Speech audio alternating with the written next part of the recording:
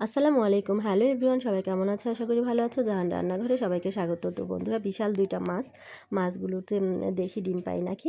আর ডিম পেলে সাথে সাথেই ভাজা করে খাওয়া হবে। তো আমি মাছের আঁশটাগুলো ছাড়িয়ে দিচ্ছি। মাছগুলো পাঠিয়েছে আমার হাজব্যান্ড ওর ফ্রেন্ডের মাছের ঘের থেকে। তো রাত বাজে 12:30। আমি পারছিলাম না, আমি শুধু আঁশটাগুলো ছাড়িয়ে দিচ্ছি। তো আমার ভাই মাছগুলো কেটে দিল।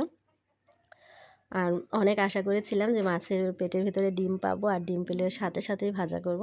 তো বন্ধুরা, আমার ভাই মাছগুলো কেটে দিলাম, বড় পিস করে দিয়েছে। আমি ছোট ছোট পিস করে তারপরে ফ্রিজে গুছিয়ে রাখবো।